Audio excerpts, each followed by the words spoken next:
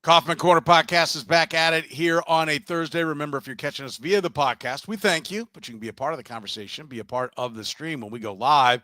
It's Thursdays at 8:30 a.m. With us, as always, David Lesky from Inside the Crown, Les Norman from Breaking the Norm, of course, former Royals outfielder. My name is Soren Petro from Sports Radio 810 WHB here in Kansas City. We've got a lot to get to. Jonathan India got dropped from the leadoff spot. Was that long overdue, first of all, and it seemed to be the cure. He hit a big home run that was key in the Royals winning against Boston. Where do you go with Jonathan India now and in the future? What's it going to take for the Royals to make the playoffs? How's that schedule look for making the playoffs? How about Ryan Bergert's first start? What do we think? Not bad. 5 2/3, 2 runs. Bailey Falter. Faltered. You can talk about that. It's only one start, but what's our reaction there? Is Salvy going to play too much now without Freddie Fermin? It seems like his rest has been part of the key to his resurgence. The outfield, platoons, is it working already? The little things like running the bases. Why can't this team do it better? Les Norman is going to give you all the answers to that. It's all on Les's plate. Here it comes on the Kaufman Corner Podcast. You're listening to the Kaufman Corner Podcast, the most in-depth analysis of the Kansas City Royals, breaking down the Royals like no one else can.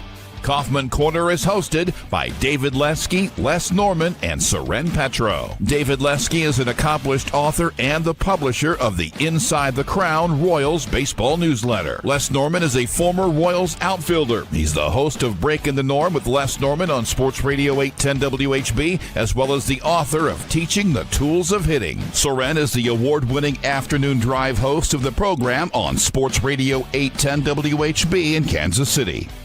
Kaufman Corner is proudly brought to you by David Starnes Allstate Insurance, covering all the important things in your world. Home, business, life, and even the fun stuff as well. Motorcycle, boat, ATV, you name it, get with Dave and he'll have you covered. Give Dave and his crew a call at 816-781-7331. Visit them online or stop into any of their locations, including North Kansas City, Liberty, and Branson, Missouri. Don't put those insurance needs off any longer. Get with Dave today. He'll give you peace of mind for the things in your life most important to you. Now, here are your hosts, David Lesky, Les Norman, and Soren Petro.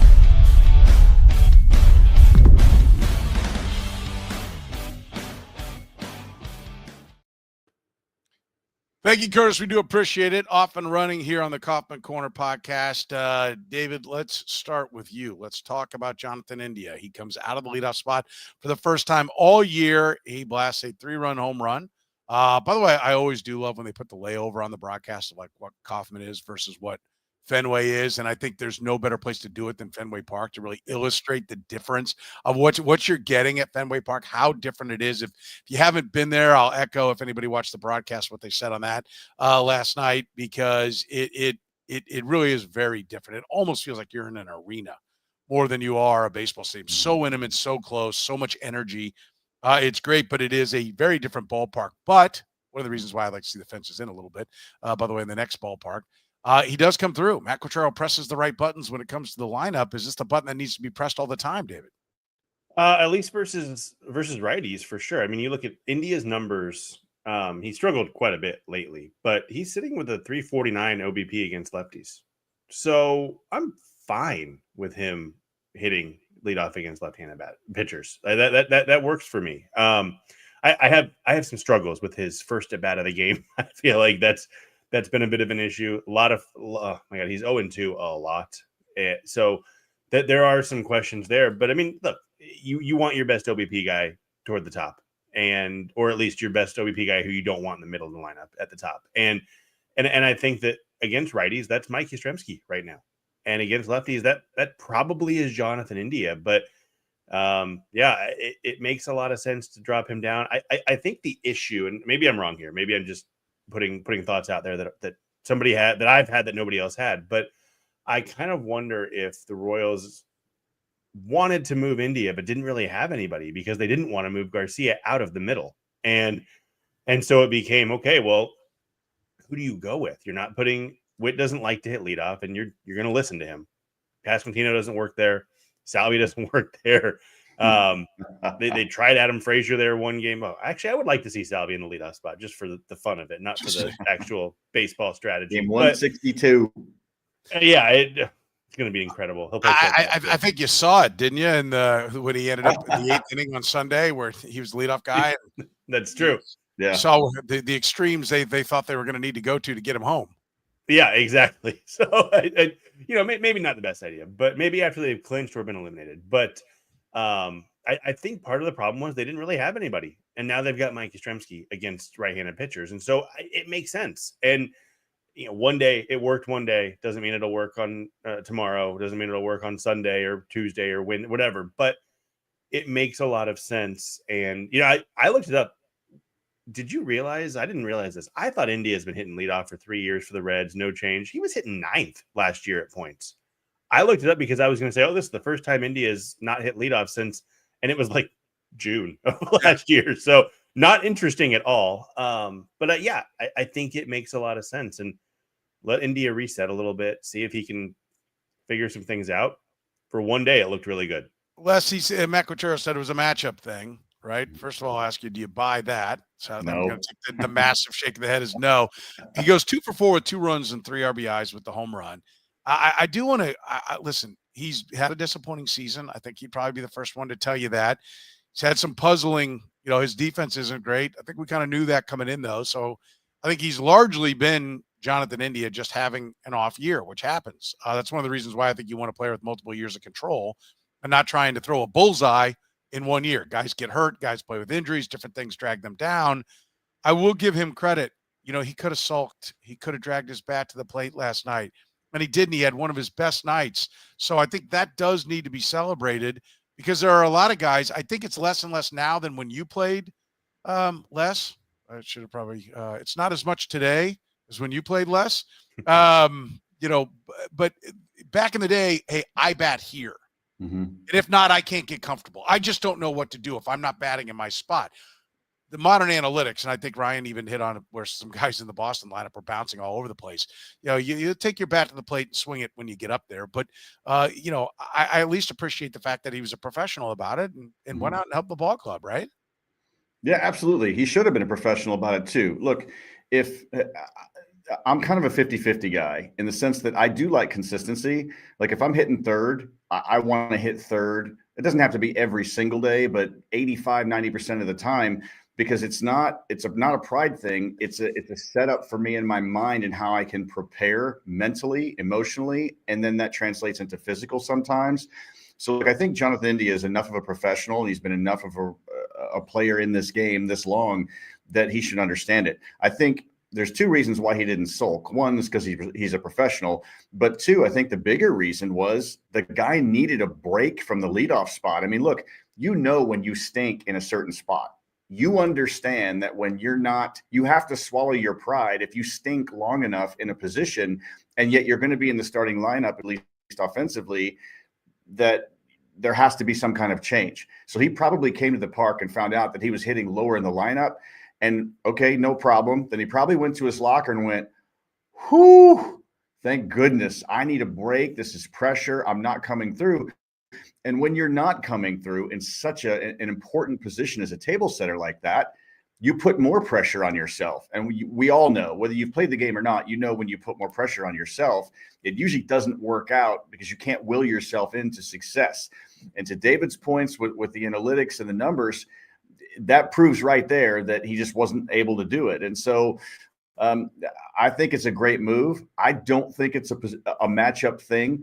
At least it shouldn't be. He may go back to the thing against lefties and then Yastrzemski against righties. I would like to see Yastrzemski in that spot for an extended period of time and see if you can get a relaxed India, a mentally day off India and just physically playing.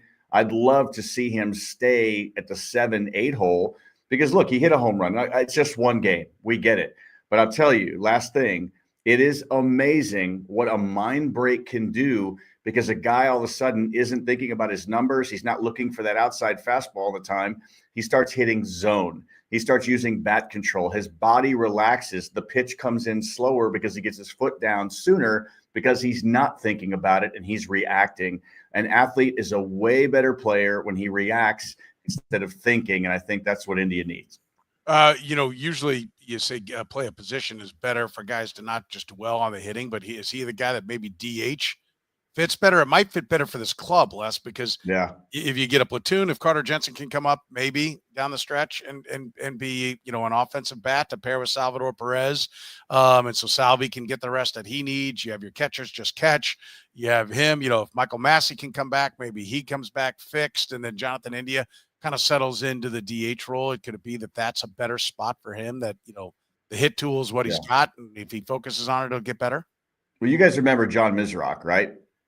Okay, so the Rock was my AAA manager 2 years before I retired, and he knew that I hated the DH role because I needed to be in the outfield. I needed to be moving. I couldn't sit for 2 innings and just look at that and then go up, and I just needed that, and he knew that I hated it. And so when I needed a day off, I think there was one stretch where I'd played 50-something straight games, and my arm was sore. I was tired. Our pitching staff wasn't great, so I was running all over the place all the time in the outfield. I said, hey, man, no offense, but we're not in it. I need a day off. I'm exhausted. I'll go out and take BP. I'll do whatever you need. I just need a day off. He's like, okay, no problem. 10 minutes later, look at the lineup. I'm batting third and DHing. Like, this is not a day off. This is even worse. And he just laughed and didn't care. So some people can do that. And if Jonathan India can do that, and it's not a mental demotion to him, or it's not a stressful thing for him, then sometimes that's a good spot, because that is a hole if he's in the lineup defensively. And that's not an insult. He's just not as good as some other options there. And so I think it'd be good for him to do that. They just have to figure out in the conversation, is that the best thing? And it sounds like it is. Let's real quick look over the horizon, David. What's the future with Jonathan India on this club? It's a good question. Next year is his last year of arbitration. That's the year you can start being compared with free agents. He could be in line. People will laugh at this, but for $10, $11 million in arbitration, I sort of wonder, do they even tender him a contract at that number? I mean, he's got to give them a reason to, over these last 47 games, whatever it is. He really needs to show them that they can keep him. And if you look, and let's talk about the DH thing real quick. First of all, I think part of it is he plays second base and left field. Like, he is thinking so hard about not making an error every time the ball is hit anywhere near him, that DH is really a mental day off for him, because I think it looks like there's a lot of thought going into playing defense for him, which I'm not saying people shouldn't think, but Les, I think you'd agree. Maybe think a little bit less. Defense, you have to think all the time. You have to think, but you have to not be. I mean, maybe think, but not be worried. And I feel like he's always concerned about what could happen, and then things happen. But you look at this roster. You mentioned Carter Jensen. We're going to talk about Salvy. Jack Caglianone's going to come back. Vinny Pasquantino. All of a sudden, you've got 4 guys for 4 lineup spots if Carter Jensen sticks. But one of them has to be DH if you're going to have them in the lineup every day. If you're going to have Jensen, Perez, Vinny, and Caglianone in the lineup, one of them has to be a DH. And honestly, you can't even have all 4 of them if Caglianone's not in right field. So it becomes a real question of, okay, if Jonathan India can't play second, where does he fit on this team? And maybe you don't care about making a spot for Jensen and Caglianone, because Jensen hasn't proven it and Caglianone hasn't proven it. But at the same time, there's a logjam of corner/catchers, which is a weird combination to have. Only the Royals, but it's a very interesting question they have to ask. And I don't think he gets non-tendered. I think more likely what happens is he will get tendered and they'll find a deal if they don't want to keep him. But India's got to prove that he really needs to earn his spot on the 2026 roster right now, because it's easy to see how he doesn't fit next year. Yeah. I think that's a great point when you mentioned that number. Are the dollars going to be there, or do they say, look, we're not going to pay you that, but we'll give you, this with an option, with incentives in where you can get that number, and we buy 1 year into it. You get a little bit of security for it. You get to the 10 or 11, but it's only 7.5 this year with a 2.5 buyout, whatever it might be. Do they get a little bit creative to try to make that work? I think that'll be it. I think that's a really, right now, I don't think anybody's of the mindset like, oh, let's think about next year. It's about making a run, but the general manager's got to always be thinking about the future. Well, and I'm the nerd with the spreadsheet. So I was looking at it yesterday and going, oh, this is interesting. Okay. Yeah, it will be interesting to see what they do.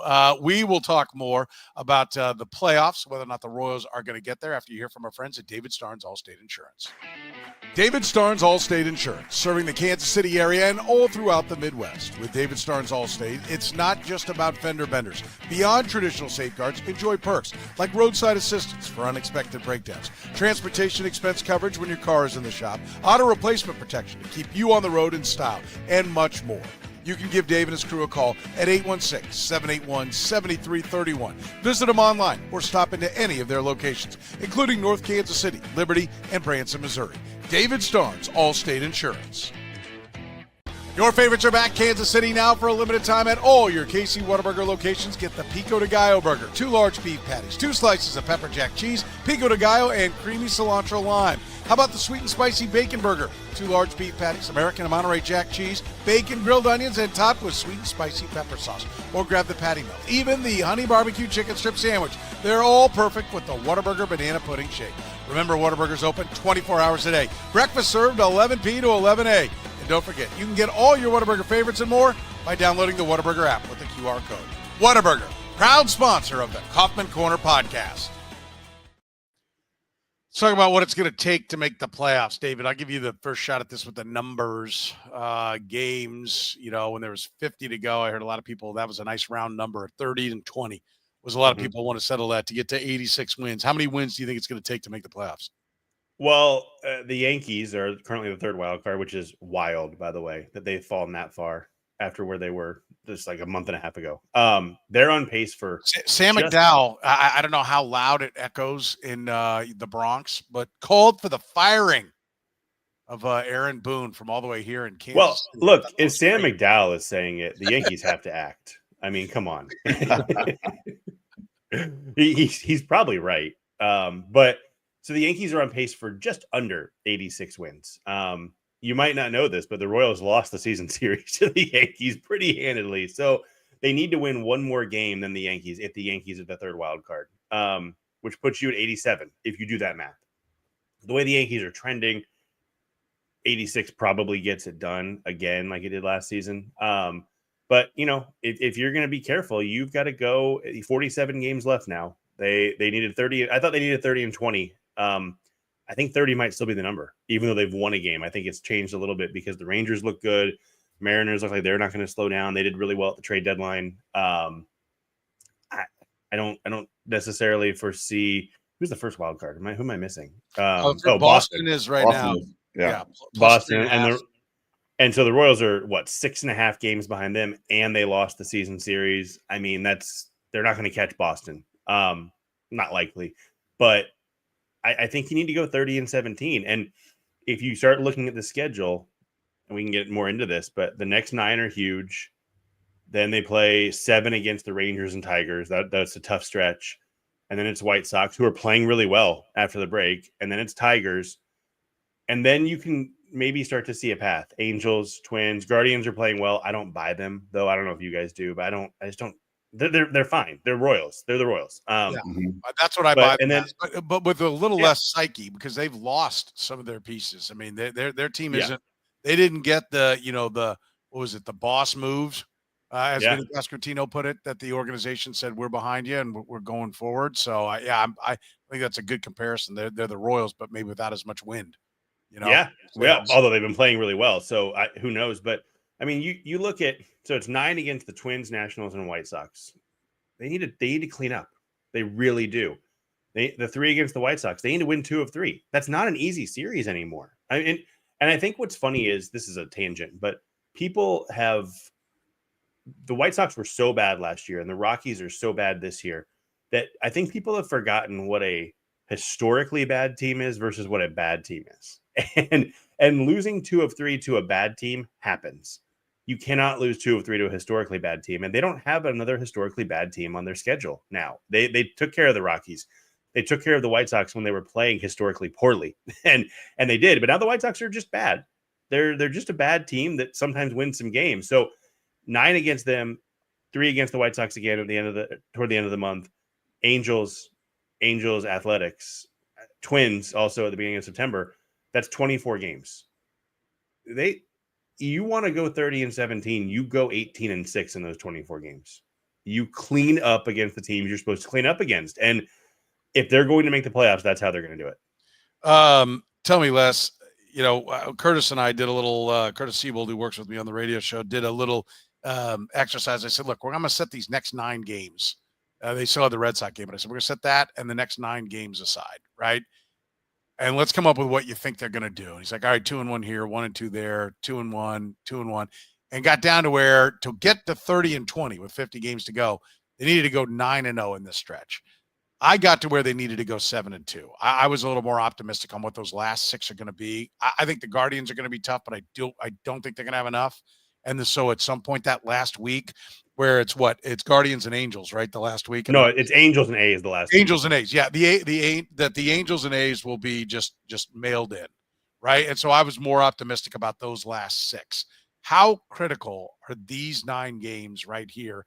I like the way David put it, that they're not historically bad, but you've got a Twins team that they just mailed everything out, a Nationals team that is very bad, not historically, but they're bad, and has been out of it for a while, and a White Sox team that has tried to show some spunk, but they're out of it. Like, what do you got to do here?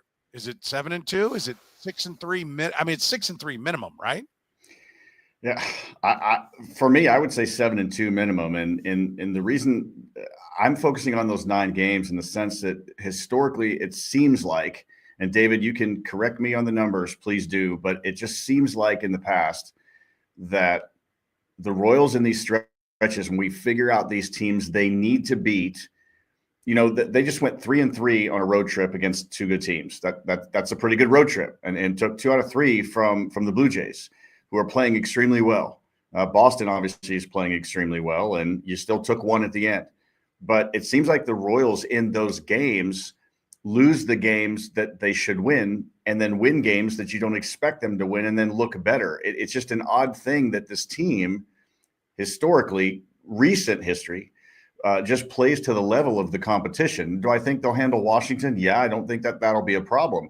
It's the White Sox that concern me. It's playing the Twins, who actually looked pretty good against, in the middle of their fire sale, looked pretty good against the Tigers. I mean, they swung the bat well. They're afraid of nobody. They've got rookies that have come up like, hey, this is my shot. Let's go play. I'm not going to get sent down. They don't have anybody to replace me. And those are sometimes the most fun games to play in. And so I would say a 7-2 minimum, because I just, again, feel like there's just too many teams that they have to leapfrog that are going to play well. And when we say, they have to go 7-2, they have to go 8-1, they have to go 9-0 during that stretch, but that's assuming that the rest of the teams they have to leapfrog are going to play mediocre enough for the Royals to leapfrog them at that time. And that's just numerically a difficult thing. I still keep pointing back to the inconsistencies of this offense over the season. Had they played a little bit better and been maybe only had 2 teams to leapfrog, I would say they've got every shot in the world and be confident. But when you have that many and you don't win against those teams that you should crush, that's a concern for me. So I'm not trying to be pessimistic. I think they can. I just don't think they will. I think the scary thing, David, is Seattle added, right? The Yankees they're playing bad and they look like they're in a free fall, but they did add. And I always say, it's much more true in basketball. Like, a guy comes back off the IL and joins his team that's been playing pretty good without him. It's like, they're that good. Plus this guy now, they're going to be amazing. And what happens? The team kind of sputters and goes 4-6 because it takes a little while to assimilate everybody in. Basketball is much more of a coordination thing, and baseball is much more of a one-on-one battle. But I think there's got to be at least a little bit of that. And so I do expect the Yankees to right the ship at some point and get to playing. They help themselves. The Rangers help themselves. But I do think somebody's just going to play bad, right? Like the problem with having so many teams in front of you is somebody else gets hot. The beauty of it is I think they're chasing 2 spots, right? So some of those teams are going to get cold as well. Seattle, you don't have Boston. You're not chasing just the one. And now maybe Seattle's going to get hot right now and they're going to run away, and it is. It's going to be New York, Texas, Cleveland, Kansas City, 4-1. And let's not rule out Tampa. They're only 4.5 back. They're a half game behind the Royals. We tend to only look up. But the Rays are right there as well, and they're always kind of tough. I mean, and they didn't really sell either. They did a little of both, so they weren't. Yeah. They're not gutted. Yeah. So I think somebody will get cold, The Royals just have to get hot, right? It just comes down to they got to take care of themselves. If they do, they got to, they'll put up a fight. I'm not going to say they're going to be in good shape, but they'll put up a fight. Yeah, pretty much. And the nice thing for the Royals, this is where they do control a little bit of their own destiny, is they play the Rangers 4 times. The Guardians, is it 7 times? 7 times. And they play the Mariners 3 times. So they still have opportunities to just take care of it on their own. You say, well, if they win and the Rangers win, they don't gain a game. Well, when they play the Rangers, they know whatever happens is the inverse for the other team. So that's huge to be able to do that, to be able to, if they can take care of that business. I mean, really, ultimately, if they go 11-0 in those 11 games, they're not going to. But if they win 11-0, they don't matter. Those teams are irrelevant now because the Royals are able to take care of that business. Again, it's not going to happen. They do play the Rangers at home, which they've been playing better at home. We're talking about the next 9 games, but take away the next 3. The next 10 after that are at home. So really, maybe you make it the next 13 games against and add in the Rangers there. That's a huge stretch. If you can go 10-3 in that stretch, I mean, I feel like that. I feel like all of a sudden you are the playoff odds probably jump from where are they now? Are they at like 12%? I haven't even looked today. It's so low. I looked every day last year. This year I haven't looked once. But let's see, they're at 8.7%. Although the Guardians are at 24.1%. I don't buy that. But if they go 10-3 in the next 13, I bet that jumps to 30%. And when you get to there, you have a chance. So let's add in that Rangers series because I think that's really important. And I think they have a shot. I'm like Les. I don't think it's going to happen, but they have a shot.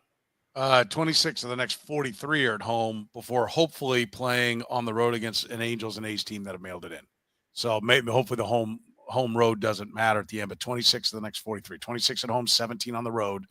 So the home cooking is going to need to be effective for them. Ryan Bergert was effective. Les, how impressed were you with what you saw from Ryan Bergert? I really enjoyed his mix of pitches. I liked his stuff. I liked the fact that he challenged with fastballs he wasn't afraid to throw fastballs in counts where maybe it was expected. He wasn't afraid to throw changeups and fastball counts and mix it up. So yeah, I was impressed with his poise. I felt like after he was done, like, man, it kind of seems like he's going to be a good fit here. Just the way he threw, win or lose, you just want to be effective. You can't control what your offense does when you're on the mound, but I just feel like overall he challenged hitters. He wasn't afraid. He stepped right in and made the pitches he should have. He pitched backwards. He pitched forward. So I was impressed with him. I really enjoyed watching him throw. Yeah. How about you? What'd you see in that first start, David?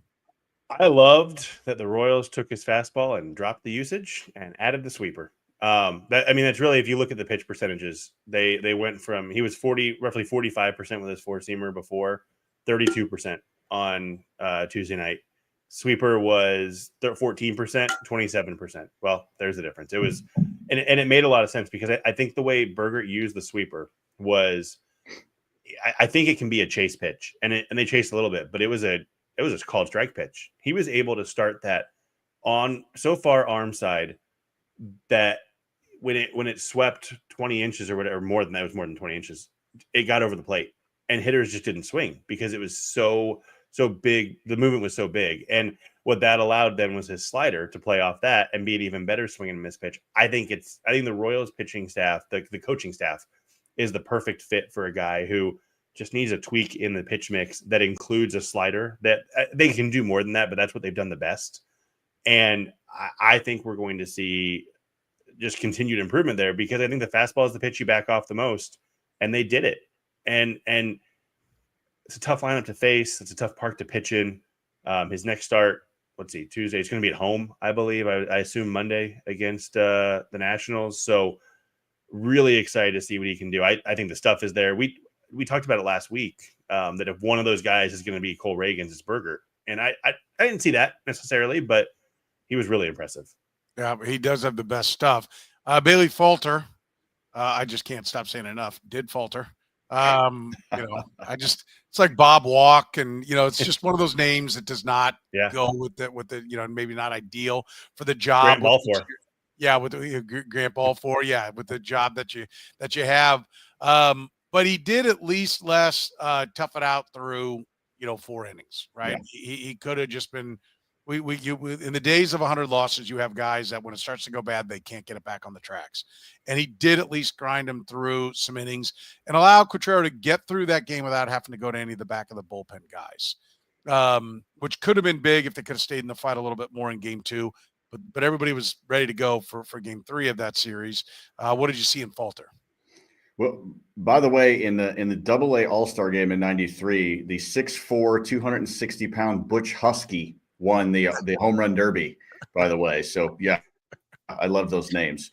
If you take out the first inning from Falter, I think that I like the guts he had. He could have just kind of mailed it in, but he was better. It's just that first inning, everything he threw was right over the heart of the plate that got hit. So, maybe it's first game jitters. I want to see him in another start or two. We're talking about the stretch the Royals have to go on. Well, Falter and Bergert, if they're going to be in there and be a part of it, they're going to have to be what we want them to be and why we traded for them. So I think he had some guts. I think he's got some decent stuff, Falter, but I just think he was over the middle of the plate too much. You see a lot of those like little cutters or sliders he was trying to throw. They just were – the movement was great. I mean, cutter, both lefty and righty, the cutter, facing Mariano Rivera, you knew it was coming every time. And to foul a ball off from Mariano Rivera was like a moral victory. Like you feel like you just got a base hit, even in the inevitable strikeout was coming. So he's got good movement. It's just he was just over the middle of the plate. And maybe it was jitters. Maybe it was just a bad game. You always hate the fact that your first game with a new team is that kind of game because you want to impress them and you want to do well for your new team. You want to justify why they brought you in. So I'm willing to give him another couple starts to see. I think his stuff was fine. He just didn't locate well, and we got to figure out why. Yeah. Is he just got a problem locating, or was it just simply jitters? So we'll see. I'll be a little bit more patient, but not long suffering, short suffering. Hey, David, what'd you see? Well, back to the pitch mix. I thought it was really interesting. And I don't know if this was Royals or Falter not having his fastball, because he threw his fastball 19% of the time on Monday. For the season, it's 45%, or it was before the start, down to 44. It's not much. That's a really big drop. That's different than, he threw his fastball 45% of the time. Now it's 33. I don't have my fastball today. I don't know what else to do. And so I don't know that that's a coaching change as much as I gotta get by. I gotta figure it out. And it really sucks. This is my first start with a team and I don't have my fastball. He could have been uncomfortable then, right? Yeah, that's what I wonder a little bit. But yeah, look, he got chase. He did. He got a ton of chase. The Red Sox just fouled it off, which says something to the lack of stuff. But if you look at the numbers from the start, he had a chase on his slider, 45% of pitches out of the zone. 38% on fastballs, 50% on curves. They're not, the sample is really small. So, but a 37% chase rate for a team, the Red Sox chase a little bit. They're not the patient Red Sox of the past. They're kind of in the Royals realm, like 9th worst chase rate. The Royals are surprisingly not worst, by the way. But he got some chase, just didn't get the swing and miss. Falter was my least favorite acquisition of the three because he's the most just number 5 starter of all time. And you want to talk about arbitration, he's already there. So he's going to get expensive soon because pitchers just get expensive. But I think I'd be willing to bet that this was a lot more about the fact that this fastball wasn't there for him than anything else. And he needs that fastball to set up the breaking balls, but he couldn't do it. And he got hit in that first inning. But yeah, again, I do think it's like you guys. I think it's good that he got through 4. You want to get through 5 or 6, obviously, but he could have easily been out of there before he got 3 outs in the first and was able to gut that out a little bit. Tough place to play, tough place to pitch, tough lineup to pitch against. I'm willing to give him a mulligan. It was ugly, but the guys have ugly starts. We're looking at silver linings. I want to be clear. We're not waving a checkered flag of success. We're just saying, hey, here's the silver lining. Like, he did not wilt. Hopefully there's some mental toughness, and he's going to be a guy that can eat you some innings. I don't think anybody's looking for much more than that. And you're always optimistic Brian Sweeney can give him another weapon because we've seen him be able to do that as well. We'll take a break. We'll come back. We'll talk about Salvador Perez, what his playing time is going to look like without Freddie Fermin after you hear from our friends at Greenlight. Greenlight Dispensary, voted Kansas City's best dispensary and your go-to for quick, convenient service. With 4 locations across the Kansas City area, we're never far away. Our drive-through and express windows make it easy to get in, get out, and get on with your day. Our award-winning service is powered by a team of experts dedicated to making your experience seamless and enjoyable. It's no wonder we've been voted the best. Convenient locations, fast service, knowledgeable staff. That's the Greenlight difference. Visit us today. David Starnes, Allstate Insurance. Elevate your coverage, elevate your confidence, and drive worry-free. Covering all the important things in your world: home, business, life, and even the fun stuff, as well as your motorcycle, boat, ATV, and you name it. Get with Dave, and he'll get you covered. You can give Dave and his crew a call at 816-781-7331. Visit them online or stop into any of their locations: North Kansas City, Liberty, and Branson, Missouri. Don't put those insurance needs off any longer. Get with Dave today. He'll give you peace of mind for the things in your life most important to you. David Starnes, Allstate Insurance. All right, let's talk some Salvador Perez. Freddie Fermin. David, you were the one who talked a lot about Salvador maybe needing a little rest. They did give him a little rest. His numbers seem to perk up. Where's your fear with Freddie Fermin being gone, that Salvador Perez gets overworked and we lose the bat that he has been here for the last 6 weeks or so? It's pretty high. He needs rest, and that's as simple as that. I mean, he's caught 77 games this year, started 74, 621 innings. Oh, I'm sorry, I'm looking at 2022. Ooh, I was looking at the wrong number. He's caught 61 games, started at 59, 509 innings behind the plate. Last year, he caught 765 innings. There's 47 games left. If he catches, he's not going to catch every game. But if he catches every game and they go all 9, that's about 400 more innings. If Bailey plays once a week and Salvy catches 40 more games, he's going to add 350 innings to that number. That's a really, really big chunk there. At least he is getting younger and smaller. That's true. You're right. He is Benjamin Buttoning, and that's huge. But I'm a little bit concerned. Now, it could be one of those things where they say, look, you can do one of those things. I can do anything for 5 minutes. I can do anything for 5 minutes. I can do anything for 50 games. And maybe it's that. But I mean, history has shown that he does better when he doesn't have to be out there. And if you look at his innings the last few years, 2024, like I said, 765 behind the plate. 2023, 738 and a third. 2022, 621. Did he miss time in 22? I think he did a little bit. 2021, to be fair, he caught 1,000 innings and he hit 48 home runs. So, but he was also, 4 years younger and pounds lighter. It's going to be tough. What are you, my wife? I was just trying to be polite. Okay. Yeah. I'm not here to shame. I don't have room to shame. No. Not me. But I'm a little bit concerned by it. They have, I think it's 5 off days after today, the rest of the season, and they play 47 games in 52 days. And if I'm the Royals, I think Luke Bailey has looked pretty good. I think he frames well. I don't think he doesn't throw as well as Fermin or Salvy. I think the pitchers like him. His bat has looked okay. I'm playing him 12 games of that, 13 games of that. It's not quite the Freddie Fermin schedule, but I don't think you can get by with starting Luke Bailey 7 times in the last 47 games. I think he's got to play more. How special would Carter Jensen have to be as a player, Les, for you to think that we're going to bring a kid up and put him right into a pennant race here? I like the power, but I just don't feel like the average is there for his time to be able to do that. Defensively, he can be close, and that's fine. And he is special. Don't get me wrong.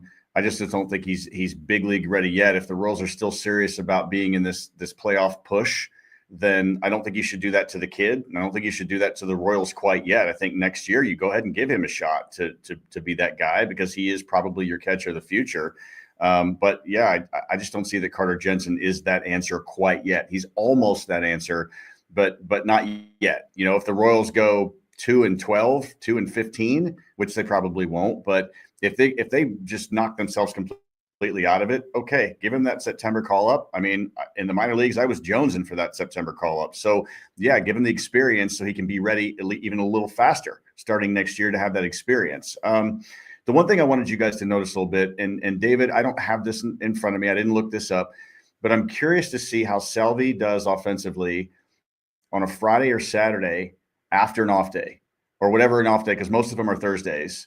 But I'm anxious to see that compared to the Sunday through Wednesday, because what I've noticed now that he's having to play and doesn't have the many off days is that, yes, he hit his 20th home run, and that's fantastic. And if he's middle and he took an inside pitch and almost hit a home run down the line in the game last night, it just hooked foul into that last seat, that last box on that level that he hit it to, almost over the monster. But he's also in these games where he's having to play more, you notice he's starting to swing at pitches again. That's the old Salvy that are so far out of the zone. Now, he still can mash the pitches that are middle. He still doesn't get fooled on even hard fastballs inside. He still can handle that. But if a pitcher is making the good pitches and just throwing it outside, throwing those big sweepers or those sliders or even change-ups, and I think he swung and missed it a fastball away at 97 because he was looking inside. That's the difference that I notice when he's playing a lot, is that he swings at more bad pitches. And so you're not going to get the Salvy you want and need if you're playing him every day. The problem is you have to, because he's going to tell you to be in the lineup. And the fact is you don't really have anybody else that has the same from that position. So it's kind of a catch-22. He's got to play. He's going to play, but you're going to see him swinging a lot more bad pitches if pitchers are smart enough to throw it. Yeah. First of all, I believe it's a catcher 22 in this situation. Nice. But second of all, I think it's worth. By the way, everyone, he is a father. So dad jokes, are it's allowed. It's allowed. Okay. Yes. I mentioned this. I don't know if it was on this podcast or the show, Soren, but my friend Brian, who loves to send me stats, mentioned, hey, I don't think Salvy's played more than 3 games in a row behind the plate this year. And I looked it up. Yeah, he's right. I mean, he played 4 games in a row, but there was an off day in between. So I had 4 days in a row. He caught on August 1st, August 2nd, August 3rd, and August 4th. He's 2 for his last, or 3 for his last, what is it? 3 for his last 18. I mean, it's a small sample. It doesn't, he may have done that if he had DH or played first base in those games, but he caught 4 days in a row for the first time this year and is now 3 for his last 18. It's math. And he's played a lot. It's catching that I think takes it out of him. Now he could go off day today. You're right, Les. We looked at the numbers a few weeks ago. I haven't looked again since then, but they were bonkers. He plays really well after getting a full day off. I need to look what he does after getting like a DH day and a first day, base day and all that. But it's the numbers are there. He struggles when he catches too much. So I would bet that non-catching rested Salvy and Luke Mailey is a better combination than tired Salvy and whoever is in there other than Mailey a lot of the time. Yeah. How about the outfield platoon, Les? What do you think of a Rave Lofton and a Grichuk Yastrzemski? We talked about the acquisition of Grichuk and Yastrzemski, but Rave and Lofton have kind of settled in the other day. I think they were like 4 for 8 with 3 doubles. It didn't result in a win. That was game 2 against the Red Sox, but there's some promise there. Or how optimistic are you that this could be the answer, at least until maybe Jack Caglione gets inserted back into this mix? Absolutely. If this is the best that we have, if this is the answer for the rest of the season, you're getting some production, then, hey, I'm all for it. I like it offensively. You can interchange. I know I'm jumping topics, but if you can get Lofton to actually be a smart base runner, we'll finish with that. But, that's the hole in that foursome there. But, I like Rave defensively. I like Grichuk and Yastrzemski defensively. So, yeah, I mean, stay with it. Look, the idea is that the Royals at some time before the year 3020 will actually have corner outfielders that play every day, that you won't have to platoon, that you're not being forced to call up, that someone's not getting hurt every day or isn't a first-year player, that the Royals are known for how good they are at their corner outfield, like some of those other teams are. So If it's right now, fine, stay with it, interchange, mix and match, and you have to do it because we talked about Jonathan India, who has to move down in the order because he wasn't productive in the leadoff spot. So I like it. I like the fact that each day I'm turning it on and wonder who's going to play where and where they're going to be in the lineup. And so, yeah, I think they're doing enough with the trade and with this mix, this double platoon that it works. I like seeing Grichuk come in sometimes and pinch hit because he's going to give you a pro at bat after 12 years in the big leagues. That's good to me. I appreciate that. I like that. And so, and anytime you can see somebody else come in. Yeah, I'm with you. I know he didn't get it done. I think it was, again, the second game against Boston, but it was nice that you had a bat that could actually do some damage. That was coming off the bench. Right, but if he did get it done, you wouldn't have to platoon him. He'd be playing every day, and it's a hard game. It's hard to sit on the bench for 6 or 7 innings and then come in against a good reliever who has nasty stuff, and you're supposed to produce every single time. Hubie Brooks sat me down with the Royals in my first year, sat me on the bench and said, hey, man, look, I know you're not playing every day. The hardest thing to do in baseball is sit for 2.5 hours and then come up against a guy that has a specific idea that he's going to get you out, and that's his job. He gets paid millions of dollars, and you're supposed to go up and compete and win. Toughest job in baseball.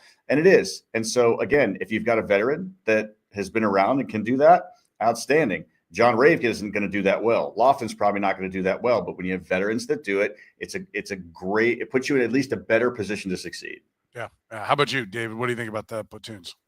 Well, what's Ryan McBroom doing? They need to get him back for pinch hitting. That was a fun little run. Remember when Ryan McBroom? Hey, real quick, just a sidebar.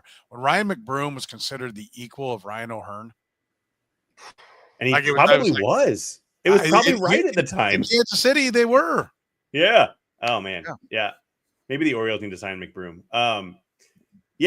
It makes sense. Look, if you can't get the production from one guy and you can piece it together, it's the Moneyball quote, right? You do it. You build it in the aggregate. And what's interesting about Rave, and I don't know that people realize this, but the last 2 years in the minors, way better against lefties than righties.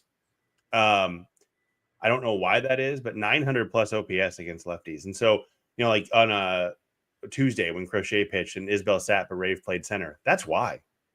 Crochet didn't have huge platoon splits. Rave has been better against lefties. So that it's a weird platoon if you do Isbell and Rave, but it kind of makes sense numbers wise based on the minor league at least. But yeah, I think it makes sense. And look, I don't think Mike Yastrzemski should ever face a lefty. He's got a sub 400 OPS against them. Going back to the leadoff conversation, I was actually thinking about this, Les, when you were talking. You could move Garcia to the top against a lefty and have Grichuk slide in his spot because Grichuk hits for so much power against lefties. And so that maybe wouldn't actually mean India has to go back to the top ever. But get production any way you can. Every team wants 9 guys they can put in the lineup every day and not think about it, but no team has that. And if you can build, we mentioned at the deadline, Grichuk and Yastrzemski left-right platoon is a 14% above average hitter. Great, do it. Ravenloft and probably won't get there, but I think you get production any way you can, and this is the way they're looking at it, and I think it's going to work. Yeah, I love it. This looks like they're really getting to be the Rays. I mean, this is what the Rays would do, and they got some pieces, and Yastrzemski looks the part to me of a guy that can still thrive at that. And don't you look at Yastrzemski and we see him make that catch in Fenway, a difficult catch, and that goofy outfield, that's there. Don't you see like a 2-year deal? Like this is a JJ Piccolo player. We can see a 2-year deal coming to him to help get things over the top. He's the steadying veteran that they've been looking for because he can play a little first base. They don't need any first base. They got too many first basemen right now, to be honest, but there is a versatility to him that's there, and he can play some center field. Yeah. He won't kill you in center. You don't love it, but he won't kill you there. If you have to go a few innings with him or a day game, where you're giving somebody a day off, then you feel pretty good about it. Les, the little things, bunting, especially base running, getting picked off, it continues to be a problem. Lofton runs through a stop sign, although in his defense, I hate their stop sign. The guy just pointing at the base. Yeah. And I'd be real curious to look at and see where I always want to call him Vance Law. Vance Wilson. Where does he stand in the same spot all the time? Because he was awfully close to the baseline as Nick Lofton went by him. So is that where he stands when he's saying stop, but he stands someplace else when he's saying go? And did Lofton have a tough time picking him up? I don't know how the Royals have guys who kind of plateau in AAA and don't sharpen all those things in those years. Like Nick Lofton has been on the cusp of getting to the big leagues. John Rave has been on the cusp of getting to the big leagues. They should be the best bunters in the world, the best base runners in the world, and they're just not. How does this happen? It's annoying. It's utterly annoying. This is where I throw things at home. Okay, so watching Tolbert come into a game late in the game, and your one job is to steal a base and not get picked off, and within 2 moves, you're picked off. I remember in my generation, they used to say, if that happens, don't steal second. Just go into the outfield, climb over the left field wall, and walk up the highway to Omaha, because that's where you're heading anyway. So it's frustrating. It doesn't make sense when you have a job. Look, there's early work for this, and I'm not out there. I don't know if the Royals have early work designated. I mean, year round, no matter what position you're in. Okay, tomorrow from 3 o'clock to 3:30. The Rave and Isbell and Tolbert and Yastrzemski and Grichuk, you 5 are going to be out, and we're going to work on leadoffs. We're going to work on going first to third. We're going to work on going home from second to home on those things. And so you had brought up a point about Vance Wilson. If he's standing that close to the base and pointing, there is no way that he thought that Lofton was going to go. He assumed that Lofton knew, because if you watch games, it's obviously easier to see when you're at the game at Kauffman Stadium, but if he's got a guy that has a chance to come, he's getting down the line because he knows the guy's going to pick him up after. The idea is you're going to go as hard as you can until the third base coach stops you. The reason why he was that close pointing to the bag was there was a 0% chance that Vance Wilson thought he was going to go. And so as I'm running, I'm looking up, and I can see that peripherally. Nick Lofton said, well, my head was down. I didn't look at him. I don't care if your head was down. You get a wide turn, and if you go back and see, he didn't have a very wide turn. He blocked it. He kind of just went out a little bit, went to third, then cut that corner. So that was a bad base running route in the first place. Second was, even when you look down, like right now, I'm looking down at my phone. I can see you 2 in the corner. I see peripherally that you're there. I already know that. And if you're close to me in that position, especially as an outfielder and a guy that supposedly has speed, then I should know that Vance Wilson is a third base coach, is a professional big league third base coach, would never put himself in a position to ruin the route of a runner coming around third base and jack him up and get in his way. That obviously he knew that. And so there's early work that's done. I don't know if the Royals are doing it. They should be. If they're not, I assume that they are. And if they are, that's all on Nick Lofton. That doesn't make sense to me. Watching guys jack around on the bases, get picked off. And look, I get that guys are fast. I wasn't as fast as Bobby Witt Jr. I was fast, but not many people are. But I don't know that I ever slid head first and slid past the bag. I don't understand that. I think it's a dumb rule where hold them on, and eventually they'll pop off for a millisecond, and now the replay says you're out. I think that's stupid. But if they're going to go with it, slide feet first. Slide into the bag. You're an athlete. You're probably not going to hurt yourself, so do it that way. So many things I could rant on, obviously. It's frustrating, and they need to work on it because it's just bad baseball, and that one pickoff, that one run can mess up a game in a heartbeat, and the Royals are not a good enough team to sacrifice those outs because they lose too many. Can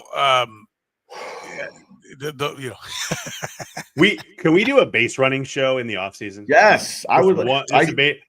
At the beginning of the show, I authored Teaching the Tools of Hitting. I should have authored, or still should write, the book Teaching the Tools of Base Running, how to run the flipping bases at a professional level.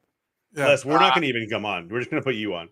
Fair enough. You probably wouldn't need to. Would you send a free copy over to the Royals when you do it? I actually still work for the Royals in some aspects. So I'm going to say I would not do that. If they invited me to do that, I would. Okay. If they invited me to come as a guest instructor in spring training, I would be more than happy to do it. But that invitation has not been extended. Is it what? Yeah, go ahead. Oh, go ahead. I was going to say, this is so weird that there's such a bad base running team because, and this is just a statistical way to look at it, and it's not completely accurate always, obviously, but by base running runs on Fangraphs, they were 7th best the last 2 years in baseball. 8.8 last year, 8.9 in 2023. This year they're minus 3.2. What happened? Like, it's not that tells me it's not coaching. That tells me it's did Damon Hollins forget how to coach base runners? No. I mean, I made the joke earlier this year. They got to fire 2025 Damon Hollins and hire 2024 Damon Hollins. like what's different? I don't know if it's complacency or what. And I will say too, to your point, Les, watch Vance Wilson at a game when there's like a first to third. That's how he points to the bag when he knows you're not going. I would have loved to see a close up of his face when he saw Nick Lofton run past him because it was probably. Oh well, yeah. I guess that you wouldn't have gotten to the surprise, but he would have been. I think the face would have been shocked if you could see it. Yeah. I think it. I don't know what happened there. I was all excited when Nick Lofton made a perfect bunt, and I did this spiel about, he's one of the mortar guys. Look at him doing the little things. I know it didn't turn into it, and he moved over and he played first base and all that. And then he blows through a stop sign like the next day. I do. That's his call. Okay. I think when you're running full speed in a foreign ballpark, I don't know what the color background is behind it. I think it needs to be a little bit more demonstrative. Like running at the base, 2 hands pointing at getting as close as you can. I'm with you, Les, on the peripheral. I mean, I'm not making an excuse, but I do think it's been such a consistent problem that there needs to be an all hands on deck meeting about, okay, what can we do? We know these things should happen, but what can we do? Where do we make them better bunters? If I don't want you bunting much, but when you do, I expect you to be successful, right? And how do we get better on the base pass? Let's review everything. I think some of the best things I know in television, I know some of my friends that work in TV, they have a show and it's a talking head show, right? And it's like a pre-post game, but it's not for sports, but it's that kind of mindset. And I said, well, when you come back next year? They said, every year we start the show from scratch. We say, we think, and then we go back and review, what did we come up with that's different than last year? And was there something we missed from last year that we should put back in? But we never want to be just a slave to what we've always done. We want to make sure that we're inviting fresh ideas and creating, if we can come up with something, then look back and say, what can we put in? I think you can say that like, hey, this is how we've always coached it. Okay, well, that's great. Rinse and repeat, but are we missing something for whatever reason? Has what you've always done actually kind of drifted 1% away every year for 20 years, and now you're 20% off of where you were back over here? Hey, we're forgetting to run at the base while we're pointing at it. Hey, we've kind of just become a one-arm point. We need to be 2 arms pointing. Whatever it is, let's investigate everything because they have a consistent problem. I think it might be as simple as they're still a fairly young team and they're pressing. They're not haven't hit well enough, and they're chasing a number. They don't have experience chasing a number. And so it's scary. And so everybody's still pressing. Even though they're starting to hit better, they're just inexperienced in pressing. Maybe it's as simple as that. Soren, you made a comment about the bunting side. Look, I'll just be real quick with this. John Rave is not a good bunter at all. Okay. So if you're watching me right now, but my response is when you say that is Steve Martin in Planes, Trains, and Automobiles. Gee, do you think so? Right. But what I want to show you is here's why. Here's a little visual right here. So is John Rave is a left-handed hitter. So I'm going to turn a little bit. So if I'm a left-handed hitter, my bottom hand is going to be on the bat here. And so my other hand, this has the barrel. And so every time John Rave does it, he does this every single time. He pokes at it and drops the barrel underneath, and that pops the ball up. It squirts it foul. It puts spin on the ball that goes the other way. And it's frustrating. And I don't blame him for that. I blame the fact that they got him to the big leagues and they did not teach him well enough to stop doing that. Now, maybe they did and he just forgot, or he's nervous or doesn't want to bunt. I don't know. But chances are you get comfortable at something when you do it a lot. You get good at something when you do it a lot. In college, at my little NAIA school, St. Francis of Illinois, we bunted for 4 years all the time. That made me a great bunter. And then when I got drafted by Kansas City, they taught us how to bunt. Spring training, Joe Jones, all the time, bunt. We had guys in there with a machine throwing 100 miles an hour off of a mound with zones literally painted down where you bunt there, and you would do it for hours until you got it right. And so I just wonder, what is the significance they put on bunting now? It just, except for Isbell, it just doesn't seem like it's enough. Yeah, and I do want to be clear. All of us, Les is the only one that really knows, but David and I will freely admit it's hard. It I is know, hard. Yeah. It's I hard. know it's not just a matter of, going out and high-fiving your buddy. I understand. It's hard. But there's also a minimum level of expectation when you're a big leaguer. So, that's what It's we're your talking job. about. It's your job. It's your job. It's your job. Yeah. Listen, you can hit that like button, the subscribe button. Go ahead and tell your friends about the Kaufman Corner podcast. You can support us also by supporting our great sponsors, like my buddy David Starnes at David Starnes Allstate Insurance. You've got questions about insurance. David and his great staff have answers. They've got you covered, whether it's your home, your auto, you name it. They'll cover you. 816-781-7331. David Starnes, Allstate Insurance, by our friends at Whataburger. They're open 24 hours. You're hungry? Get over there right now. They serve breakfast 11 to 11 and they've got some of their best sandwiches back. The Pico de Gallo burger, the sweet and spicy bacon burger, the honey barbecue chicken strip sandwich, and my personal favorite, my go-to, the patty melt. You can wash it all down with the banana pudding shake. Remember, Whataburger has got you covered 24 hours, and you can even download their QR code. Make it even easier, make it even faster. Proud sponsor here at the Kaufman Corner podcast and our friends at Greenlight Dispensary. 15 locations in Missouri.